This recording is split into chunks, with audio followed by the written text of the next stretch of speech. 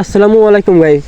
তো কেমন আছো সবাই? তোমাদের সবাইকে A1B এর নতুন ভিডিওতে সুস্বাগতম। তো গাইস, আজকে আমি করব M1887 এর মতো দেখতে ছোট একটা গান আছে, ওই গান দিয়ে পুরো র্যাঙ্ক ম্যাচ খেলার চ্যালেঞ্জ।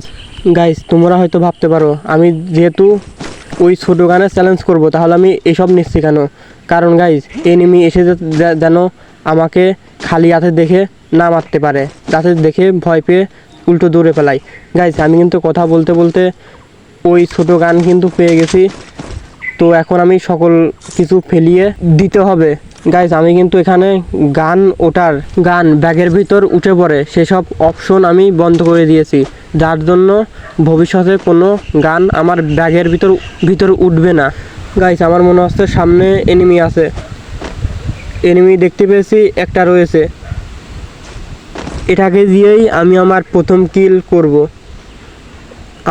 আমাকে কি এনিমিটা দেখেছে? আমার মনে হচ্ছে না। আমি এনিমিটাকে ভেবে চিনতে মারতে হবে, যাতে এনিমিটা আমাকে খুব সহজে না মারতে পারে। গাইজ, এনিমিটা কিন্তু আমাকে দেখে ফেলেছে, আবার পিছন থেকে আমাকে ড্যামেজ দিয়েছে। এখানে দুটা এনিমি রয়েছে, আমাকে খুব কেয়ারফুলি খেলতে হবে। আমার সামনে একটা রয়েছে, দেখা যাক একটাকেও মারতে পারে কিনা।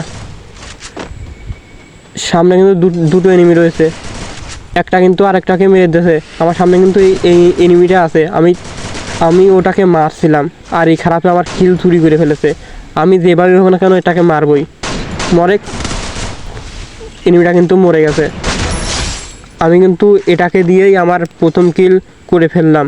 তো গাইজ, তোমরা যারা এখনও গাইজ বলতে বলতে পিছন থেকে এনিমি চলে এসেছে আমার কাছে, কিন্তু এই ছোটো গানের এমনই আমার দুই পাশে কিন্তু এনিমি রয়েছে। আমাকে খুব কেয়ারফুলি খেলতে হবে। একটা মেডি করে আমি এখন এটার অ্যামো নিতে যাব। গাইজ, আমি কিন্তু ভিডিও স্কিপ করে এই ছোটো গানের অ্যামো নিয়ে চলে এসেছি।